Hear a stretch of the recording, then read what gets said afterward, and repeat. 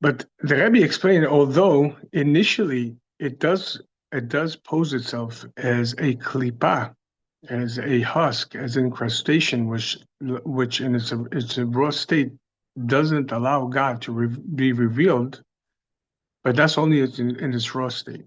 The Rebbe drew a parable when a orange, for example, begins to grow. The very first part of the orange that grows is its shell. And as the fruit grows, so does the shell. But the Rebbe drew the parallel that the very first part that really starts growing is the shell in itself, is the husk of the fruit. So too, when there is a novelty that's introduced into any space and to any time and so on and so forth, most of the times it will reveal itself first and foremost from its outer layers. But understanding that the outer layer is only that, exactly that, the outer layer. Internally, there's a fruit which bears life and zest, etc., etc. So too, the Rebbe explains, while the advent of the radio and later on the television, and today we have the technology of AI and so on and so forth, internet and we know that there is a tremendous resistance from religious circles to allow this kind of technology to be utilized. While it's understood why, we definitely understand why, but as the Rebbe explained, everything that Hashem creates in His world, according to the Mishnah, He creates only for His glory. In other words, when a technology is innovated, it means that this ultimately originated from Hashem's infinite will and wisdom in order to reveal Mashiach. And so the aim is to look at it, view it, perceive it, and utilize it in a manner that will allow it to reveal Mashiach. Obviously, it has to be done in accordance to the Torah and to utilize it correctly in a time fashion and so on and so forth, in a place at a time. But nevertheless, we have to understand that every single part of this world today is there to be elevated to Mashiach consciousness. And for this reason, I was so taken aback when it came to this app, because I've been writing poetry and songs and musings since I was 14 years old. And when I came across this app that you're able to put your poetry, you're able to put your words and your musings, and give it a correct prompt for the type of style you want, the speed and the environment, et cetera, it will compose a brilliant melody with beats and so on and so forth, and put your song to that. And so those Amber Glow and I thank God for the frowns are songs that I wrote in certain points of my life and dedicated to certain people in my life, as well as all the other songs that I put that I made the last 2 weeks, I should say. I'm so taken aback that Hashem is giving us this technology to be able to use in order to reveal Mashiach. And this is a major advent, and we have to understand this. What is possible, what is becoming increasingly possible in our times to reveal the light of Mashiach in every single scope and scape of the world, it's truly out of this world. And I was sitting the other night until like 1, 2 in the morning, really thinking about this. This is amazing. I had the kids the other day over here on Sunday. They said they were bored. It was raining outside. We couldn't go. And I told them, why don't you write songs? Why did you? And said, well, we can't write songs. So I let them listen to 2 or 3 of the songs that I wrote. And I said, well, if you write the lyrics, I will arrange the music and find the prompts, et cetera, et cetera. And one of the girls wrote about the eternal light of the Torah.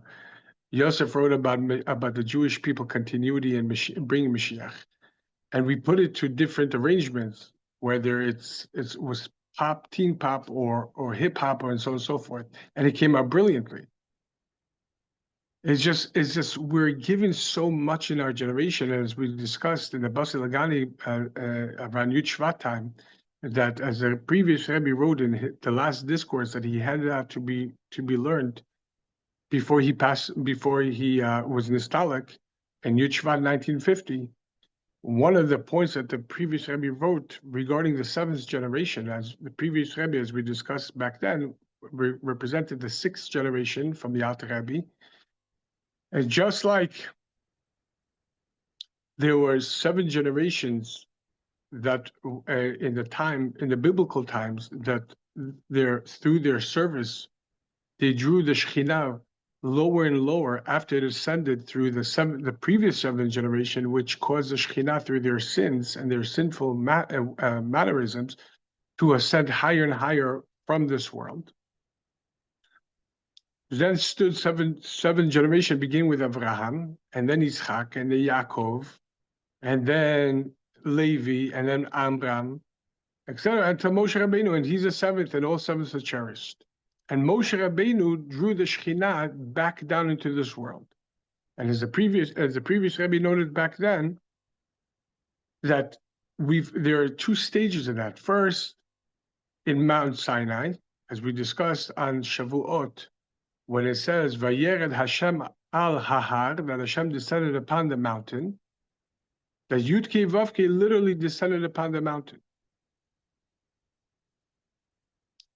But the ultimate culmination of the ultimate coming back into this world was specifically in the Mishkan. Vasuli Migdash v'shachanti b'tocham.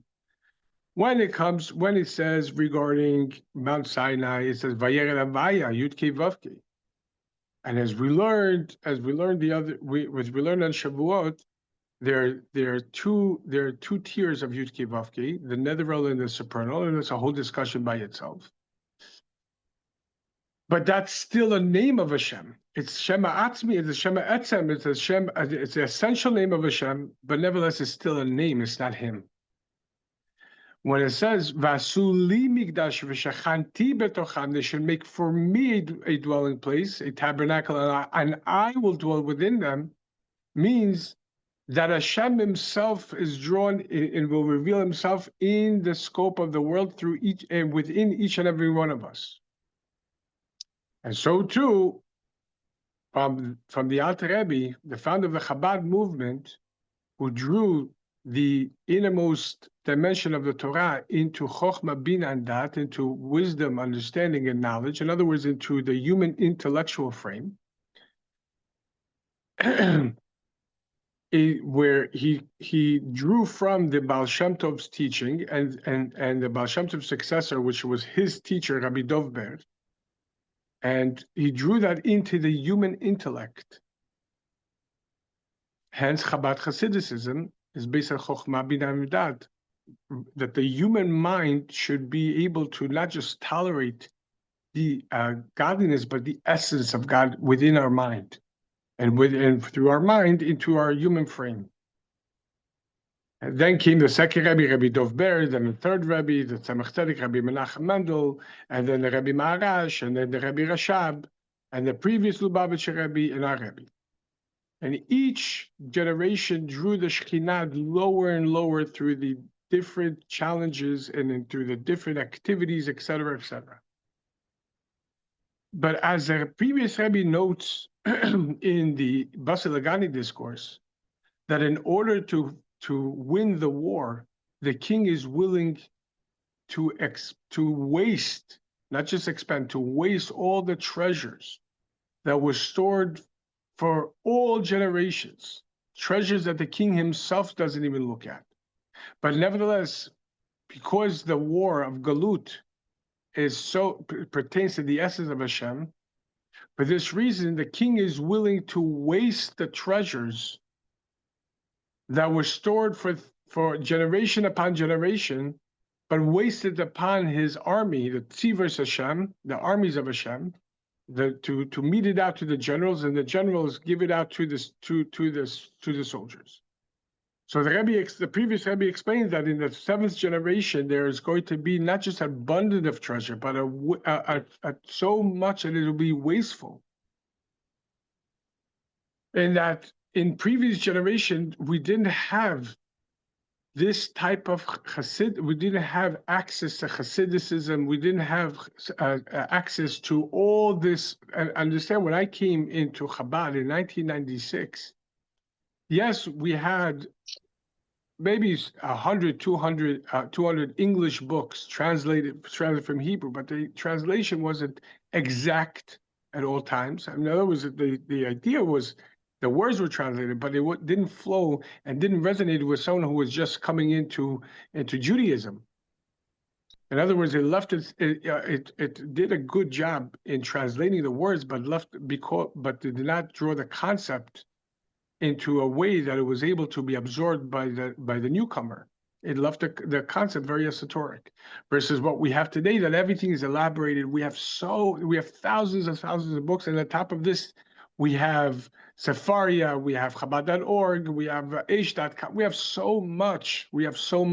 And even if a person makes a firm achlata, a firm resolve to learn every single day of his life from morning to night, and then also in the nighttime, they will still not, if they do so for 70, 80 years, 120 years, it will still not, in today's availability and the rate of expansion, will not be able to scratch the surface of what's available today. And so too when it comes to the technology. The technology today is available for one reason only, in order to disseminate Torah. We know the very famous story, and it's actually, you could see it on my encounter on internet, where the brothers, the Piamenta brothers, Yossi and Avi Piamenta, who were musicians. They were Israeli and they were musicians, but secular, very secular. As a matter of fact, Yossi Piamenta, alav shalom, was such a caliber musician, a guitarist, electric guitarist, that he played together with Jimi Hendrix. He was at a very high caliber, touring all around the world. And once he and his brother were driving to a concert in upstate New York, and they stopped by a gas station, or they got stuck in a gas station. I don't remember the exact point, but nevertheless, they were at a gas station. And it so happened that Rabbi and Mrs. Pape, Mrs. Pape is considered to be a very leading figure in Machon Chana, a door mother and a teacher of Shalom Bayit and the Jewish home, etc., etc. Hashem send a refuah shlema. But at the same time, the Papes were by divine providence in the same gas station, and they opened up a conversation. And that conversation changed the trajectory for the Piamenta brothers. They started coming closer to Chabad and started learning. And at a certain point, Yosef Piamenta wrote a letter to the Rebbe asking him that, being that their music is very secular, it's electric guitar and so on and so forth, perhaps now that they're involved in Judaism and day-to-day Judaism practice and Jewish life, etc., maybe now it would be more prudent for them to stop playing this kind of music. The Rebbe responded vehemently against it. He says, not only you shouldn't stop, you must continue this and use it to inspire the Jewish hearts, which are desperate in need for inspiration in our generation. Go to college campuses and use your talents and your abilities in music to stream Judaism through it in order to inspire the hearts. And indeed, that's exactly what they did. And they became a worldwide phenomenon. Not only that, but in the video, you see a very famous Tzivos Hashem rally that the Rebbe held in 770 for the Jewish kids. And Yosef and the brothers played in 770. and I think even by Kosher Bracha as well, if I'm not mistaken. They played in 770. The Rebbe invited them to play in 770. And while they were playing, Avi Piamenta played the flute, Yossi Piamenta played the electric guitar. The Rebbe lended his clapping as drums. And it was such an amazing sight to see that not only the Rebbe didn't reject technology, the Rebbe said it must be utilized in order to reveal Hashem. And that's exactly where we are today in history. Everything that Hashem creates in His world, He creates only to reveal His glory. And that's truly the advent of Matan Torah. As we discussed the other day, and the all-night learning session, there was a driving question. What exactly was the advent? What was the novelty of Matan Torah in Vav Sivan 2448, 3,338 years ago? What exactly was the advent? Seemingly, we could say that Hashem gave us a Torah. But the reality is, not exactly. Because as our Talmudic sages tell us, from the days of our forefathers, the Torah and yeshiva, learning Hashem's Torah was it never ceased from them. In other words, Avraham, Yitzchak, and Yaakov, and the tribes all learned Torah.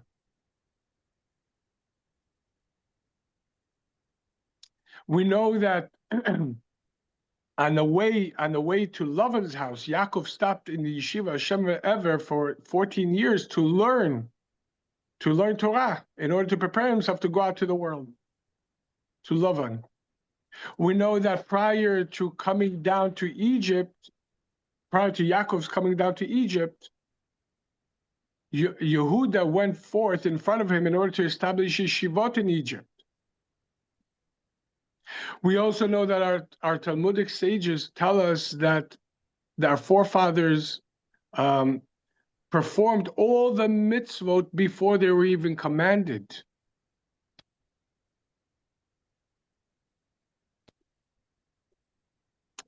Comes a question then, if Torah and mitzvot were already available, what exactly was the advent of Matan Torah then? And one way that we explained it is that the one who is commanded and responds to the command and performs the command is greater than the one who is not commanded and volunteers to perform the command. In other words, Avraham, Yitzchak, and Yaakov, while they learned the Torah and they performed the mitzvot, they were not commanded, other than the 7 mitzvot of Bnei Noach, as we discussed the other day, they weren't commanded to keep the mitzvot. While after by Matan Torah, we were commanded to learn and to keep the mitzvot. But then the Rebbe explains that if that's the case, then it's not really Matan Torah. We shouldn't call receiving the Torah Matan Torah, the giving of the Torah, the transmission of the Torah on Mount Sinai. Rather, we should call it the commanding of the Torah. That at this point, Hashem commanded it, being that we already had it. And we discussed, we went back and forth as to the depth of what was given, but ultimately, as we discussed, that prior to Matan Torah, there was the decree. When Hashem created the world, Hashem decreed that the supernal realm should remain in its supernal realm, and the netherworld should remain in the netherworld, and the two should not intermingle. In other words, the supernal should not descend into the netherworld, and the netherworld are not allowed to descend into the supernal, into the ethereal. As the pasuk says, "Shemaim Shemaim Hashem v'ha'aretz nasan livnei Adam," that the heavens belong unto Hashem, and the earth was given to mankind. In other words, that which is spiritual should remain spiritual. That which is physical and corporal shall remain corporal, physical and corporal, and the two really don't interact. By Matan Torah, Hashem removed that decree. As it says, Hashem descended upon the mountain, and regarding to Moshe, he said, ascend up to the mountain. Here is, parenthetically, but very, very foundationally, we need to understand something before we move on. If Hashem already came down to the world, why not come onto a plane? As we know that the Torah, our sages tell us that the Torah was purposely given in the desert, in no man's land, so no one could own it. So it's not proprietary. So anyone who wants to come and learn could come and learn. Anyone who wants to engage, let him engage. Let him have his portion in it, or her portion in it. If that's the case, then why did Hashem give the Torah upon a mountain? What is the depth of this? But as we discussed in one of our Farbrengens, a mountain is a raised plane of the earth. It's raised. It's not a plane, but it raised of the earth. In other words, that yes, the gashmiyut, the physicality, the corporality will become a vessel for God, but not in its lowly state. We have to bring it into the highest state possible. Raise it upwards as far as up. Raise our physicality, our corporality, engagement to corporality and physicality, to refine it in order for it to become a vessel for the ultimate revelation. And deeper than as deeper than that, there's another very important meditation that we have to have, which is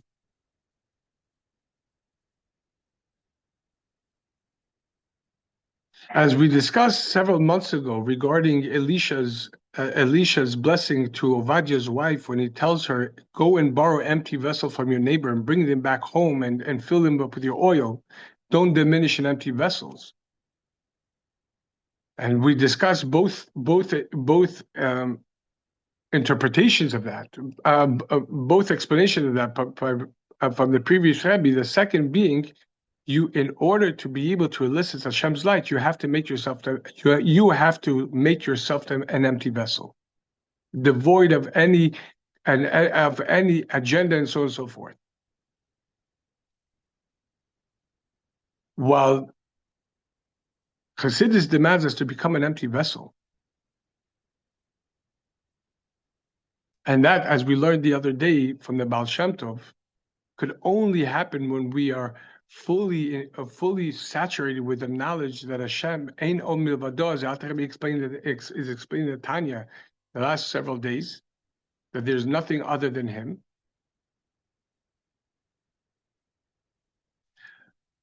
But at the same time, it's not that we have to become a nothing. The advice wasn't to become a nothing. It's become an empty vessel. Recognize that you and your life and every part of it is a vessel to draw God's light and the light of Mashiach into the world. You are a vessel. There has to be a framework. You're not a nothing and a nobody. God forbid. That's an insult and complete heresy towards God.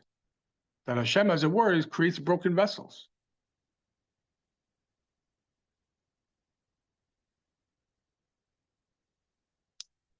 But you are a vessel that has to be devoid of your ego. So too, when it comes to the mountain, yes, it was a mountain, but it wasn't the highest, the tallest mountain. It was a mountain, as our Midrashic sages explain, that symbolized and expressed humility. Yes, it's raised, but it doesn't aim to be better than everyone.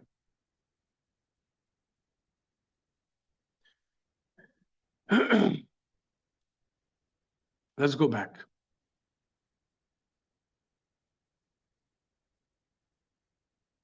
Being that Hashem gave us, when Hashem gave us the Torah, what did He give us? So prior to Matan Torah, Hashem revealed Himself to Avraham, to Yitzchak, to Yaakov. He spoke to Noach.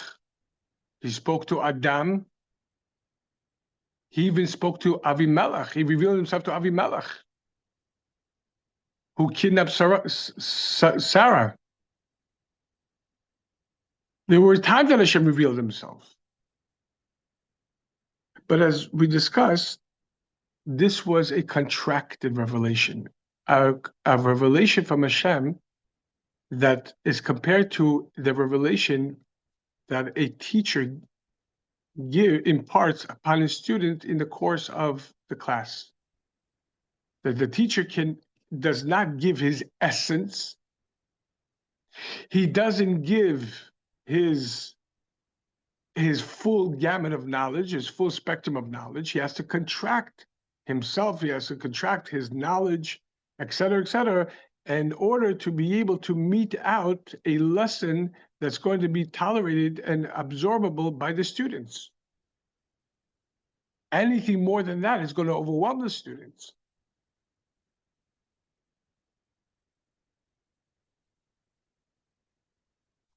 And who did he give it to? He gave it to Avram, to Yitzchak, Yaakov.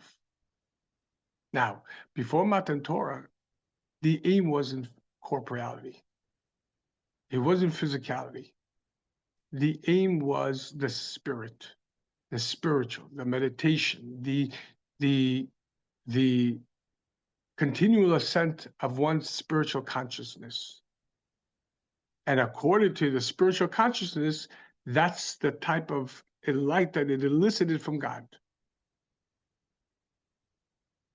The aim wasn't the physical performance of the mitzvah in itself. It wasn't the gashmiut. The physicality was just incidental to the spiritual.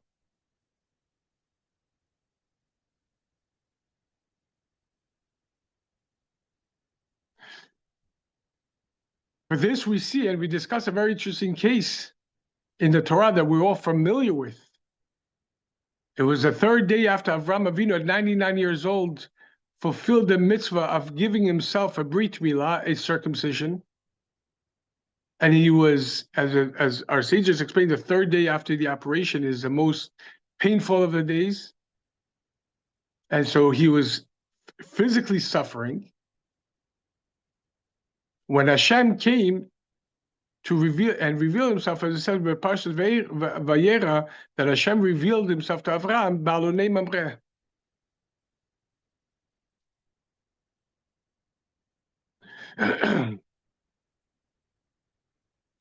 And at this point, what was Avraham doing? Avraham was standing by the tent, by the entrance of the tent. Why? Because as we know, Avraham's main service was that of chesed, to invite guests into his home in order to feed them and to give them to drink and to sit with them and to teach them monotheism. So Hashem purposely made that day extra hot in order to be able to that people will not be walking throughout the desert. So Avraham will not have to work so tirelessly in order to invite guests. But that caused Avraham suffering. And all of a sudden, what did Avraham see? Avraham sees three Arabs.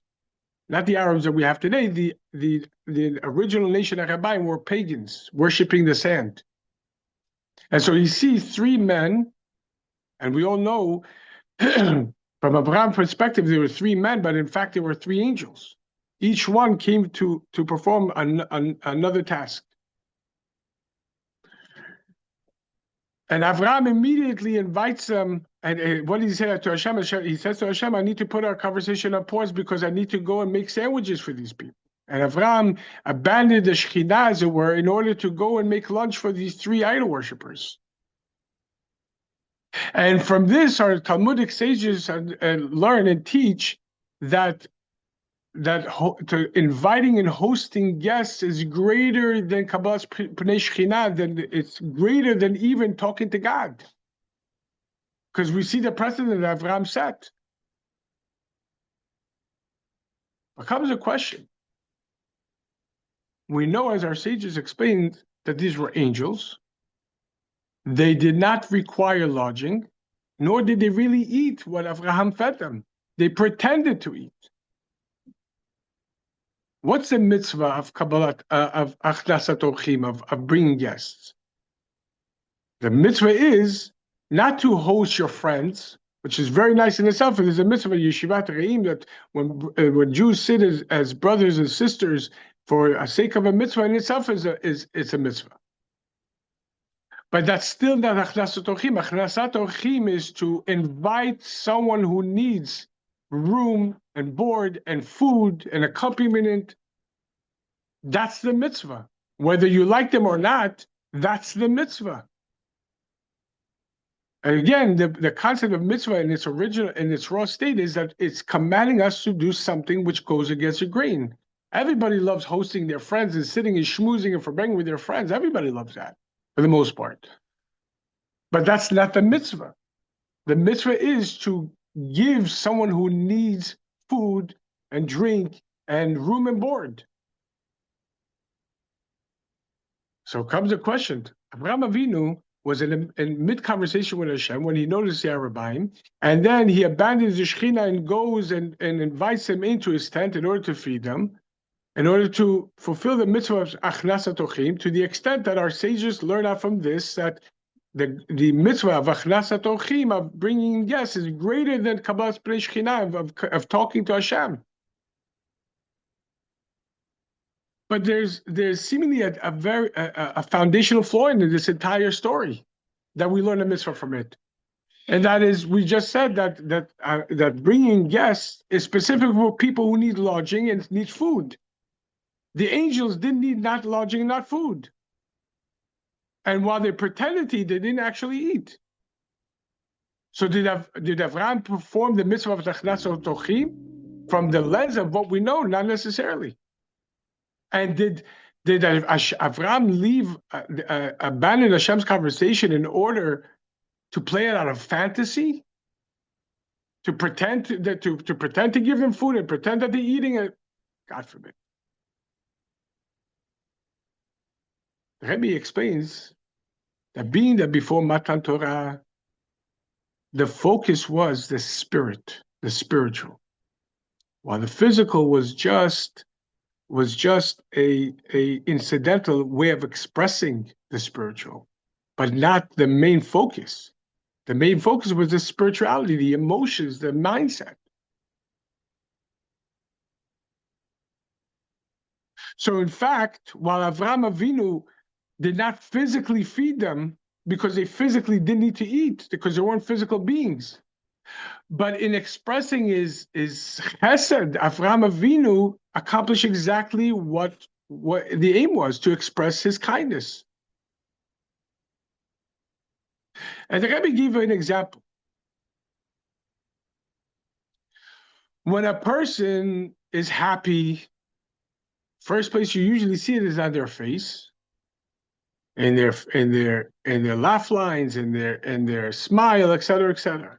And if they're very happy, they'll start clapping. And if they're very, very happy, they'll start dancing.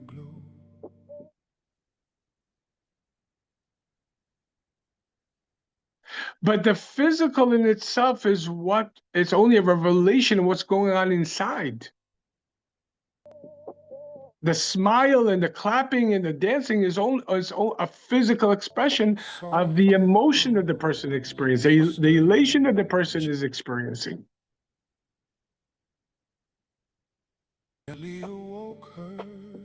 So too, when it came to the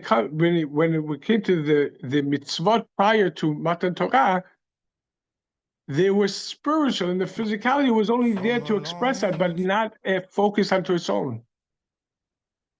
Whereas by Matan Torah, the focus was completely different. It was a complete diametrical opposite. By Matan Torah, Hashem instructed that now the physical, the corporal is the focus, while the emotions and the spirituality, the elation is secondary to that. In other words, if a person eats matzah, the prescribed measure of matzah and Pesach, not knowing what the matzah is, not knowing, or if even thinking that this might be a cracker, But nevertheless, they ate a kosher Pesach matzah and the prescribed measure of a kazait, of an olive weight size, then they fulfill the mitzvah. Because the focus isn't the spirituality, the focus is the physical.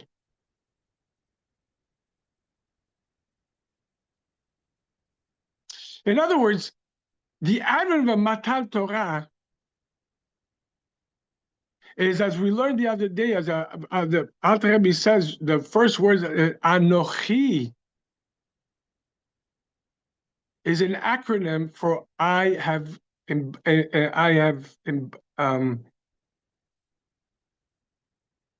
have put myself and written myself into the Torah.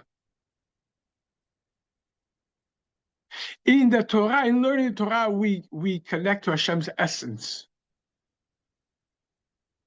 Matan Torah means Hashem gave us access to his essence.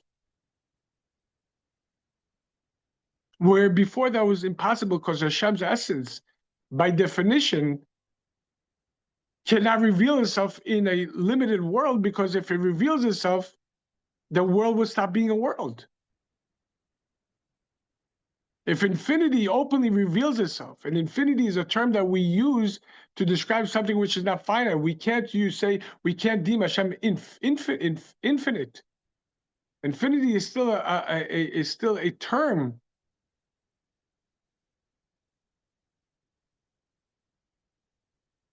But as the previous Rebbe brings in Basel Legani, the Rebbe elaborates, just like Hashem is infinite in his infinity, so too is Hashem infinite in his finitude. That the advent of Matan Torah is that Hashem gave us his essence and contained himself, as it were, in the Torah, in the mitzvot. And what comes out of this is that in learning the Torah and performing the mitzvot, we connect ourselves as we are now, not in a spiritual, lofty state, but in where we are now in our lives. Some of us might be more spiritual astute. There may be places within our consciousness or our behaviors and so on, which we are more spiritual than other places in our consciousness. But nevertheless, the Adam of Matan Torah was unlike when Hashem revealed himself to Avraham, Yitzchak, Yaakov. He revealed himself to the most refined of neshamot, on the highest level. Where to us, he's giving himself over to each and every one of us, wherever we are in life. For what? That each and every one of us has the ability to create this holiness in the confines of our own practical life, utilizing every and any tool that Hashem gives us. The Torah is not in heaven. Lo b'shamayim hi. But it's rather, as it says in Parshat Tzavim, in the whole of Tanya, and the whole of Chabad Chassidism, is premised upon kikar v'lecha davar ma'od b'ficha v'levav kol ha'seiseh. For this matter, this connection to Hashem, our Yiddishkeit, notwithstanding anywhere or everywhere we are, is exceedingly close to each and every one of us individually, in our mouths, in our hearts to do it, thought, speech, and action. As the Alter Rebbe explains in the first 12 chapters, and then and then until chapter 16, and then from chapter 17 until chapter 25, the different modalities of this, and then from 25 until the 30s, how to bring this to our emotional space, and so on and so forth.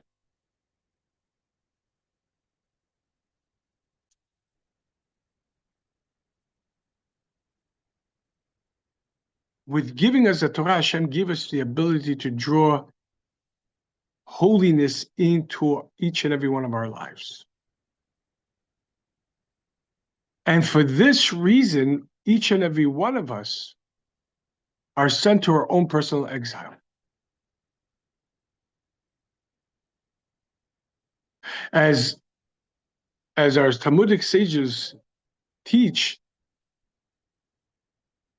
that Hashem did tzedakah for having strewn us all around through exile.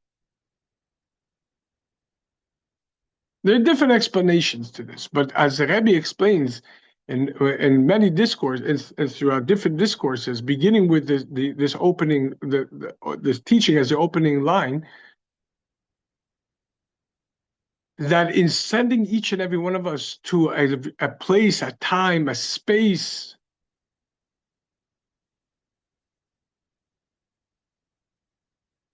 is the ultimate tzedakah that Hashem sends us in order to reveal the Hashem's righteousness in that space, in that time, in that place.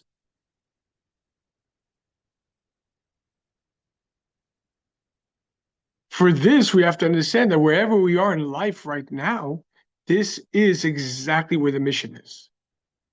To draw the holiness of Hashem into this place. To transform the darkness into the ultimate receptacle to Hashem. And once that happened, the most intense light emanates from that.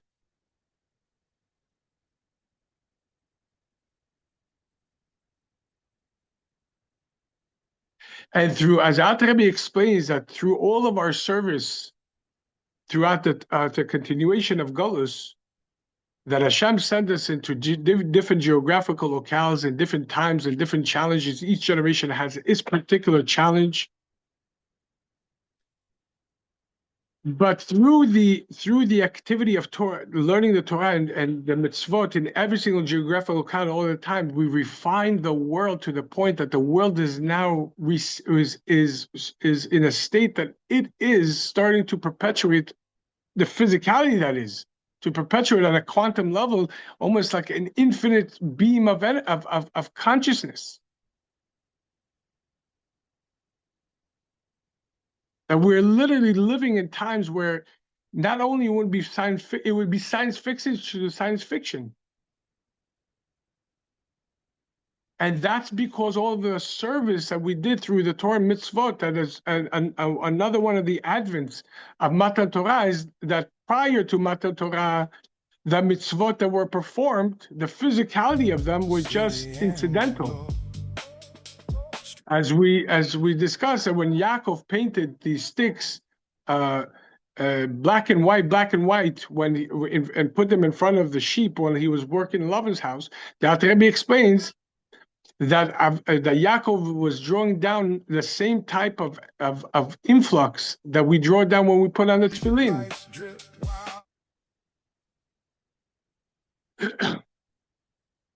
But after finishing that service, he chucked out the stick because the stick was not a vessel to retain the holiness, to retain the light.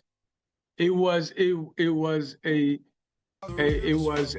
temporary vessel for it, but was not able to contain it. Whereas, in contrast, by Matan Torah, we were given that Hashem gave us the ability to draw godliness and holiness into the physical, to the corporal, and it will retain it. It will refine it. Everything that we use for Judaism, for spirituality, and itself retains that light. It retains that energy. It retains that frequency. And it becomes more refined. So through all the generations that the Jewish people served with Torah and mitzvot, we've refined the world to such an extent that this is a culmination of everything that we've been doing for the last several thousand years. But now, the aim is not just refinement. As the Rebbe said in 1990, that in 1991, that the service of refining and elevating and refining the spark has concluded. Now the service is to bring every single situation into Mashiach consciousness.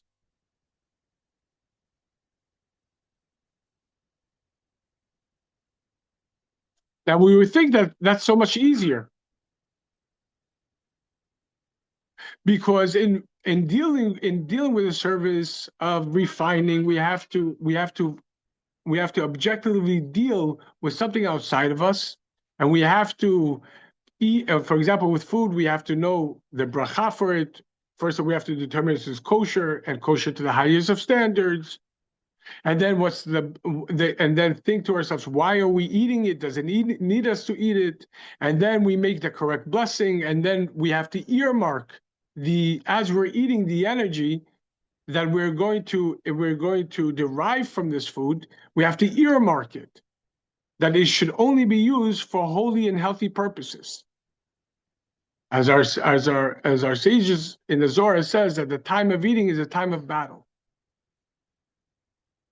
That while eating, the animals will obviously gets excited with the taste and the texture, et cetera, of the food.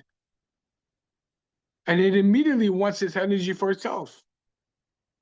But the godly soul recognizes that in the inherent spark in that food must be processed and elevated upwards. And there's a battle. For that reason, while eating, we have to earmark the energy of that food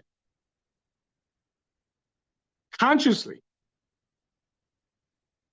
But it's not easy because it's a battle. And so too when it comes to any physical, dealing with any physicality or corporality of this world, in order to extract and elevate the sparks. So you would think that now that all the service of elevating the spark has concluded, and now all we have to do is bring it to Mashiach consciousness, it's so much easier. But just like the previous Rebbe explained that, and the Rebbe said this, and in the previous Rebbe's name, that the previous Rebbe had four time periods for his leadership. The first one, he was 16, and the fifth Lubavitcher Rebbe promoted him to oversee the Tomchei Tmimim and the Inyan and the yeshiva and the general matters of the public. That was the first period of his leadership. Then, when the fifth Lubavitcher Rebbe was Nistalik in 1920, based Nisan in 1920, then the next period of the previous Rebbe's leadership started, which he became the Rebbe. And then later on, there was the taking out the KG, and that took the KGB and so on and so forth. Later on, it was the third period was when the previous Rebbe needed to leave Russia and settle in Riga, Latvia. And the fourth was when the previous Rebbe came here and resided here for the last 10 years before his istalkut in 1940 to 1950 into America.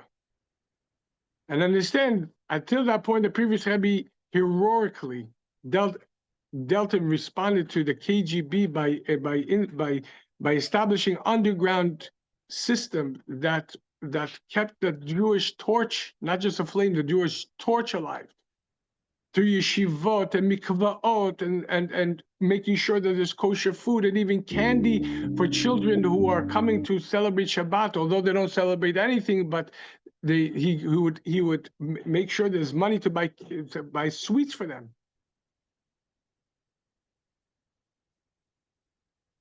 And of course, being arrested himself 11 times.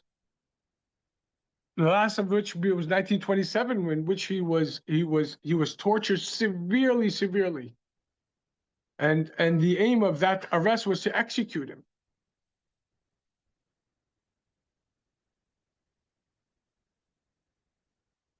And then Riga, Latvia was altogether, this was 1920, this was 1928, and so on and so forth. And the previous Rebbe stayed there, but then the anti-Semitism of Riga, Latvia began, and Europe and Hitler's ascent, as the previous Rebbe notes that he himself saw buildings with Jews being bombarded.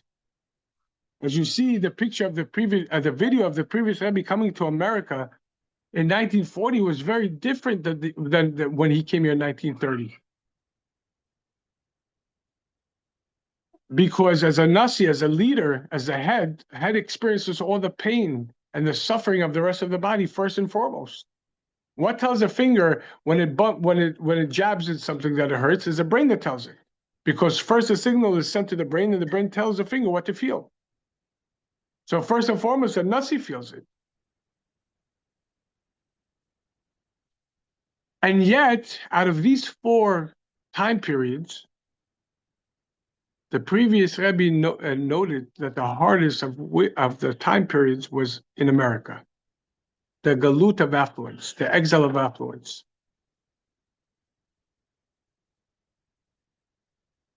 As we mentioned before, when my second boss, Rabbi Zalman Kazin, alav shalom, when I sat with him and asked him for bringing, tell me which is.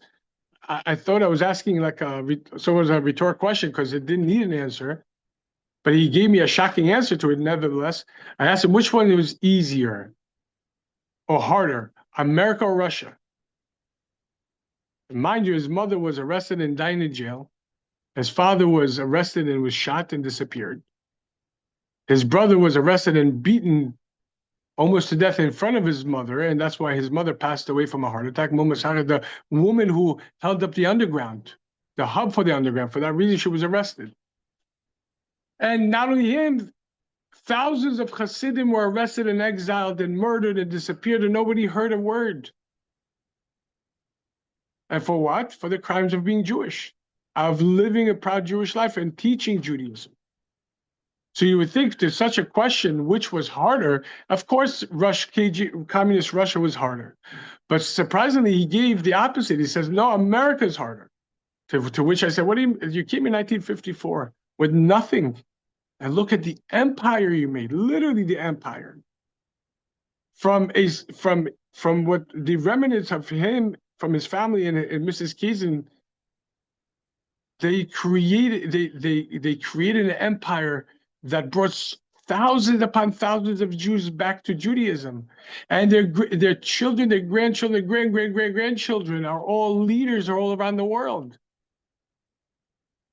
So how could you say America's harder? He said because in Russia we were hunted like animals, but we knew why we were hunted. Here in America, no one's hunting, but we forget who we are. For that reason, the previous Rebbe says that America, as the fourth and last period of his leadership, was the hardest of the four, because here, as he says, Chassidim tell the Rebbe what's appropriate, what's not appropriate.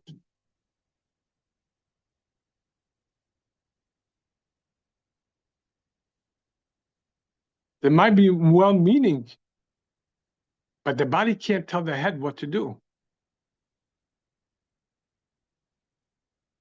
So the previous Rebbe was told here in America when he first came here by well-meaning students. Rebbe, here in America, you can't walk around looking like a goat with a beard and everything. Doesn't make sense. You want to make it in America, this is not the old country. It's not going to work here. The saying was, America is the Andrish. That's the general sentiment amongst the Jews who lived in America back then is America is different. It's different from Europe. You can't live the old country way in our new setting in America. Over here, you got to forget about Judaism. You've got to forget about everything. Especially if you want to get the respect of the people, you have to put on a tie, to shave your beard, go to work, and on your own time. Once you get that respect, then you could start talking about Judaism to others. Here, as he was told, you can't dance with the Torah the entire night looking like a goat. People in America don't understand this. They look at you like you're an alien. And as the previous Rebbe notes in his diary, which is published in the back of the Book of Discourses, 1940, when the previous Rebbe came here, he says, the first nights I soaked my pillow with tears over the state of affairs of Judaism here in America, and specifically Hassidicism. As he writes in one of his diary entries, it was the late spring of 1940, and the previous Rebbe gave the famous discourse based on chapter 2 of Pirkei Avos, Rebbe Omer, which Rebbe says, which path should a person choose for himself. It was a Farbrengen, but the previous Rebbe wrote for himself, I look around around me right now in Lubavitch in America, and my mind goes back to Lubavitch of Lubavitch, sitting in the bringing of my holy saintly father, the fifth Lubavitch Rebbe, flanked by the elder Chassidim, servants of Hashem, devoted to Judaism in not just intellectually, emotionally, in their character work, etc., etc. Remembering my father's holy countenance and shining countenance in the course of the Farbrengen. And then I look around me now, Lubavitch in America, and my heart hurts.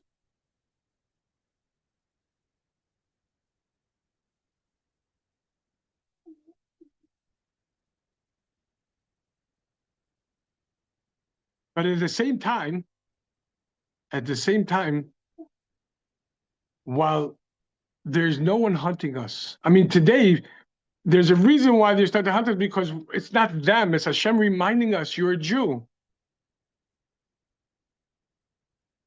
You're a Jew, live a Jewish life. As a matter of fact, we could understand all of this that's happening around us as Hashem's wake-up call. It says, you are meant to be a nation of a light unto the nations. You are there to reveal light in the pathway for the world. Are we utilizing all the technologies, all of our knowledge and so on and so forth to disseminate light and knowledge to the world? When we don't, they remind us who we are. Remember, they don't have the strength to pick up their finger unless Hashem tells them to. Chayla. They don't have the ability to do this. It's Hashem that's utilizing them in order to remind us of who we are and what our mission is. For this reason, we have to understand that being in this generation. Yes, we finished the service of elevating the sparks, and now the aim is to bring it to the Mashiach consciousness. You would think it's easier. It's not, because no one's forcing us to do anything at this point. In the previous generation, it was like when a person is walking in the street with his coat and his hat, and a powerful wind begins, the person holds on to his coat and his hat so it will fly off. The stronger the storm, the stronger he holds on to it. But when it's nice and sunny, it's very warm, the person himself takes off the coat and the hat because I'm too hot now. For this reason, the previous Rebbe bemoaned the last period of the exile of affluence. That Baruch Hashem, as the Rebbe said, we ought to be affluent materially, rich materially, but not to forget the purpose of it, which is to serve Hashem. Not to buy Louis Vuitton bags or these $500 shoes or this and this. That's not the purpose, to show off. The aim is to utilize it correctly. Yes, if you need a physical, you need a bigger house, you need a this, then by all means, but make sure that it's there to serve Hashem.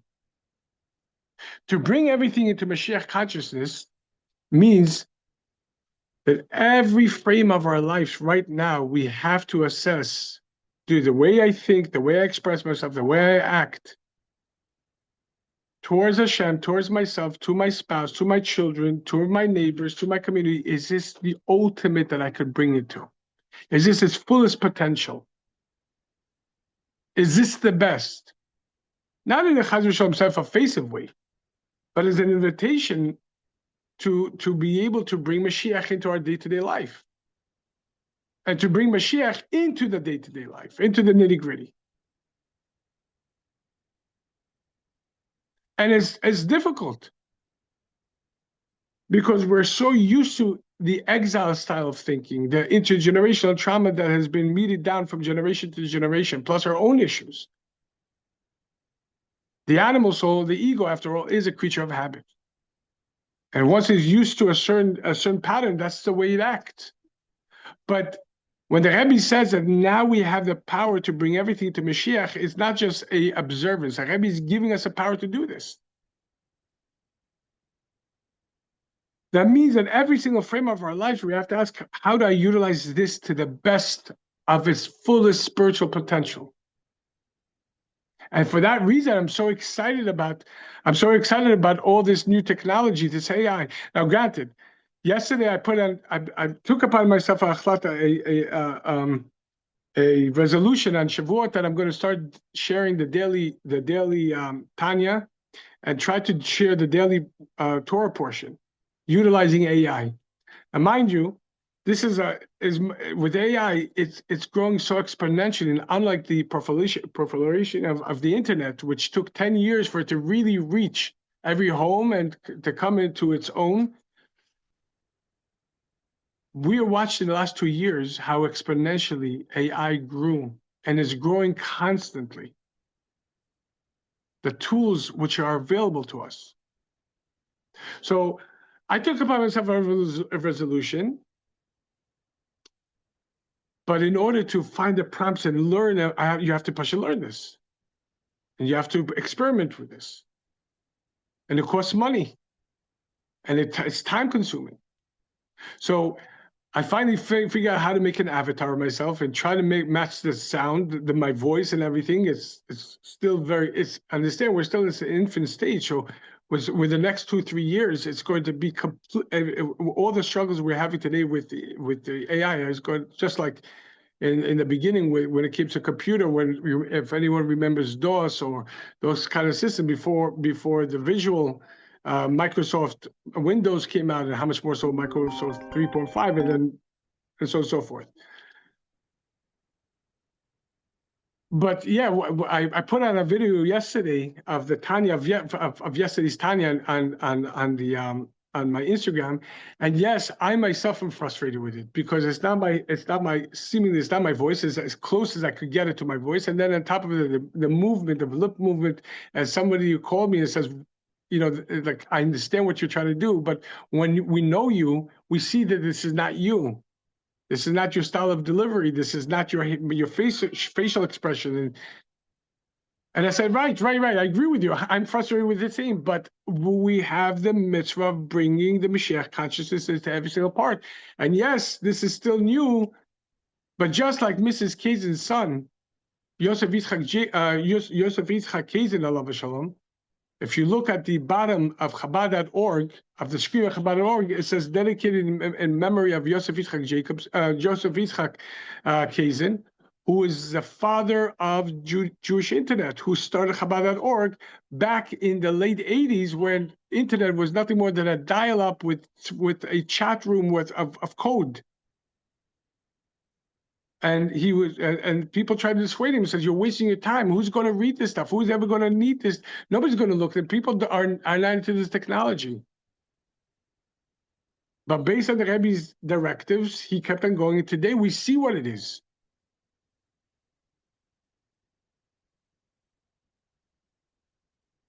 So yeah, these songs are, for me, a representation of the Mashiach consciousness. Taking my experiences growing up with the ups and the downs. For example, I don't believe in the frowns, or I thank God for the frowns. That was born out of a very difficult time in my life, which ultimately brought me to where I am today, dealing with a lot of internal pain from things that were happening that I didn't have control over, but nevertheless were very painful. But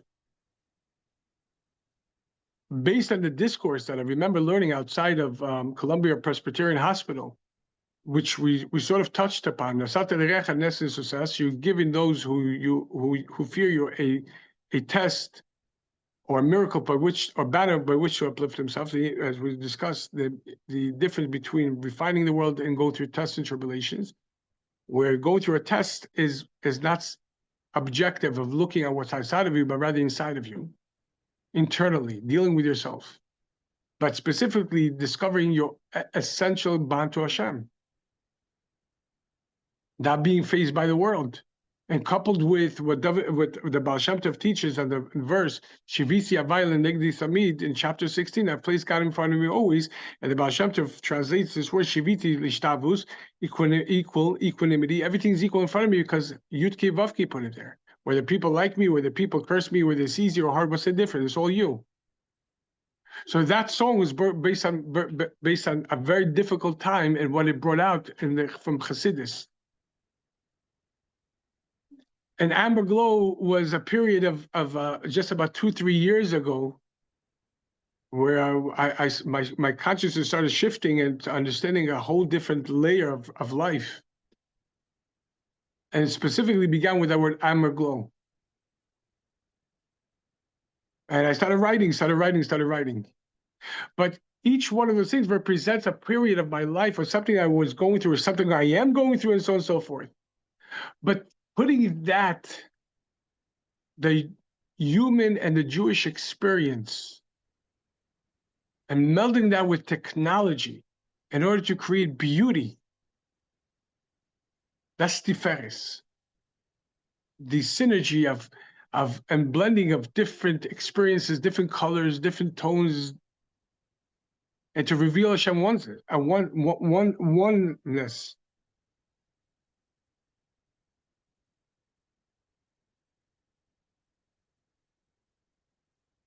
And incidentally, that's why I do these classes on Zoom and everything, even though if you notice, I don't look at the screen because I'm not comfortable looking at the screen. I'm not comfortable doing recording classes. But I recognize that we have to bring it to Mashiach consciousness, and we have to utilize the airways and so on and so forth. Because right now you're not hearing me; you're hearing a depiction of my voice that was digitized and went to outer space through a satellite. It comes back down and reformulated, and to your screens and to your audio. But it's not me. And so what we're witnessing is a miracle, the coming of Mashiach. Tomorrow we're going to discuss how this applies, all of this, to judging other people, judging yourself and other people. We'll continue this tomorrow, Mr. Hashem. Thanks, Rabbi. Any questions? Yeah, actually, there was a question that came up. You had said in the beginning that the advent of Matan Torah was for us to connect to Hashem's essence through the physicality, but seemingly to connecting to Mashiach consciousness is tuning into the spirituality. So how do we fuse the two together? That's exactly it, the fusion. Utilizing the physical, understanding that the physical, what's a physical?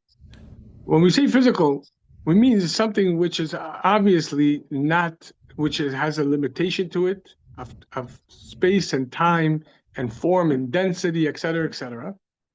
So in other words, it's the opposite of what we consider spirituality. But utilizing that and harnessing the spirituality into, and harnessing our power of spirituality and infusing into that situation, specifically to the limited. So going above the situation, obviously we have the physicality of the 613 mitzvot, but besides that, when we encounter physicality, is it permissible to also just go above it and not even see it in our reality? No, absolutely not. That's the opposite of Judaism, specifically after Matan Torah. Before Matan Torah, that could have been the case, but in our times, just the opposite. Okay, thank you. It's there to infuse the world with godliness. That's Mashiach coming. The Mashiach coming is not launching ourselves into outer space, into a heavenly, otherworldly dimension, but specifically to make a dwelling place within the below. Whatever the situation is, that's exactly where your mission is. Not to say, if I had a different spouse, if I had different children, if I had different parents, if I had a different body, if I had different circumstances, if this and this didn't happen to me, then for sure I could serve God. But now that it happened, I can't serve God. We know the famous story, a story that we mentioned many, many times, where Rebbe Zusha and Elimelech of Lezhinsk were arrested and put in jail, and Zusha woke up and said, and saw his brother crying, and he says, "Brother, why are you crying?" He says, "Because it's time to daven shacharit, and we can't because there's a toilet bucket over here. And the halach is you're not allowed to daven next to a toilet bucket." So Rebbe Osher says, wait a second. Who chooses your service? Who tells you that davening is pertinent? You don't choose your service. You didn't choose, well, I think that putting on tefillin, putting on leather boxes upon my arm and between my eyes is something holy. We didn't come up with this. God did. Who chooses Shabbos? We don't say, well, I think I should take a siesta on Friday afternoon, on Tuesday afternoon, and add a few more hours on Wednesday afternoon. And no, it's God. God decides. Matan Torah was God coming down and giving us a roadmap to connecting to Him, and to connecting the world to Him, and revealing Him through the world and through us.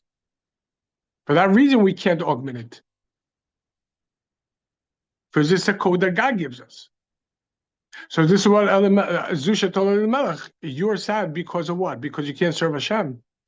You don't choose your service. Hashem chooses your service. The fact that you're here in this jail right now, in front of the bucket, means that that's where Hashem wants you to serve.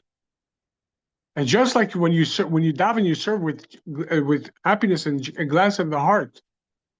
So too, in not davening, because Hashem says you can't do this, and being in the jail in front of the toilet bucket, you have to serve Him happily too. Because as we discussed, in every one of humanity, you should know Him. In other words, in every single aspect of our personal world and our personal experience, we have the knowledge, the mitzvah of knowing God. And this is, by the way, what the Rebbe explained when Moshe Rabbeinu complained to Hashem when he came back after being initially sent to redeem the Jewish people back to Egypt to confront Paro. Moshe Rabbeinu says, not only I wasn't successful, but it became harder. Why did you make it hard for them? Why are you hurting in this way? And the next parsha Ve'era, Hashem responds, Ve'era Avraham Yitzchak Yaakov. I reveal myself to Avraham, to Yitzchak, and to Yaakov. B'shmi Shin Dalad Yud, with the name of Shin Dalad Yud. Ushmi Hashem Avaya Lo Nadati Lahem. But my name Avaya, I did not make myself known to them. Which explains that prior to Matan Torah, Hashem, what is Hashem telling them? That the reason for this exile, the reason why they're going through this breaking exile is to humble them, to make them a vessel, to be able to connect and to absorb and transmit Ein Sof, infinity. And so long as a person has his own agenda and own this and this and this, or ego, as Hashem says, me and him cannot reside in the same domain, regarding specifically somebody who's ego-driven. That Hashem had to put us through exile, through Egypt, in order to humble us. And it made it increasingly harder in order to really, really, really humble us, so we'll become an empty vessel. We're a vessel, but we're empty now. As we know, hard times really humble the person and make him receptive to truth. So Hashem told when Moshe Rabbeinu objected to Hashem, why did you do this to them? Why did you send me? I failed, and it became harder and harder for them. Why are you doing this? Hashem told them, to Avraham, to Yitzchak, and Yaakov, I reveal myself with the name Shin Dalad Yud, as our sages interpret it as Shamar, that he said to the world, enough. In other words, the name that represents thy finitude. But my name Yud Kei Vav Kei, I did not make myself known to them with. As Rebbe focuses, Lo Nadati Lahem, that is internalization. Yes, Hashem, there was times that Hashem's, the Yud Kei Vav Kei says Hashem revealed himself, but it was a revelation. It wasn't internalized, it wasn't known to them. In other words, their physicality was not a vessel to harness this. Internalize it, and it's in itself. When Hashem came down on the mountain and gave us the Torah and gave him himself, now we have the ability, you should know today. In other words, you should know as clear as day. We have the ability to really know God within every single framework of our lives. As a previous Rebbe once taught in a Sikha, that if you want to know, if you want to see God with your own eyes, tune yourself to Hashgacha Pratit. Learn how to see Hashgacha Pratit. Doesn't mean to determine what you're leading to learn. You could for this on your own, but nevertheless, see the divine providence, how everything connects. At all times, at all places, with all people.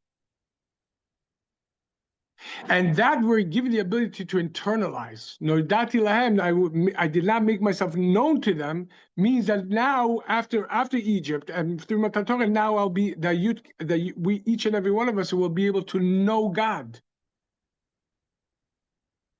within the framework of our world,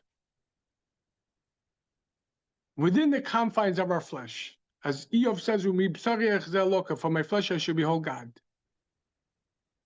So the aim is not to transcend the physicality. God forbid, that would be the opposite of what we need to do here.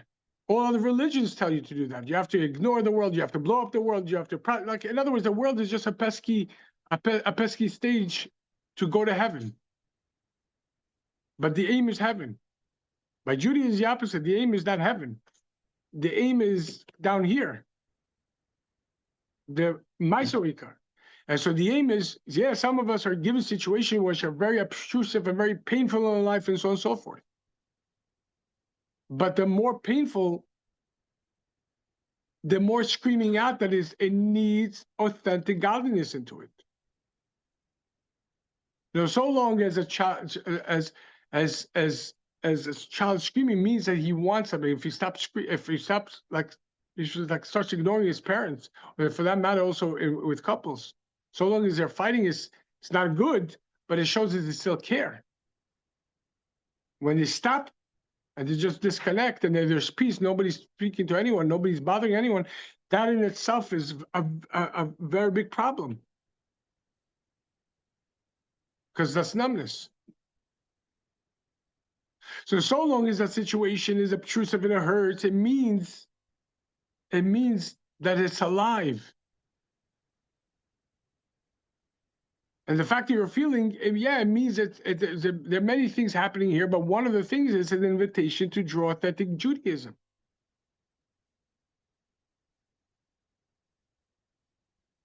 In other words, to commit ourselves to learning Torah every single day for whatever measure of time we can, but every single day consistently,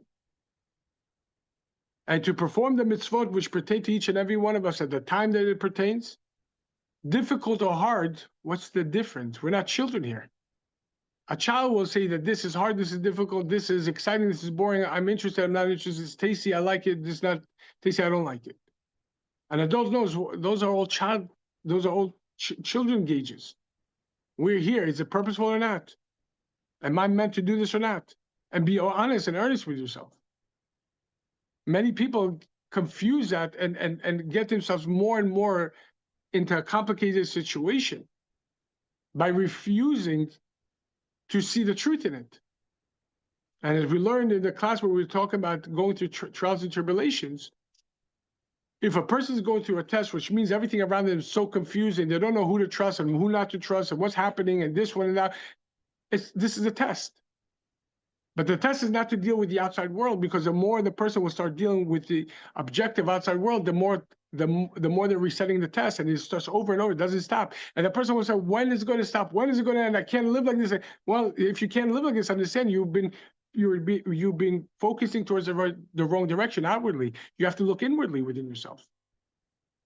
And as Rebbe says, bittul atzmi and teikef atzmi, essential humility to accept that you are a vessel of God, and take of us to do the godly thing right now. Whether you like it or not, easy or not, who cares? Choose your heart. This is hard, that's hard. But the aim is not to escape the corporeality, the physicality, just to wave a magic wand and poof, it's all, I'm in heaven now. That's a fantasy world. The last moments of Galus, Rebbe David used to tell me that the small canisters are the hardest ones. But we have the power to do this.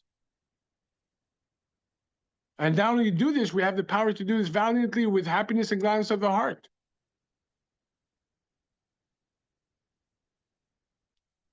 We'll continue to see Mr. Hashem tomorrow. Thank you so much. Have a great day. Thank you.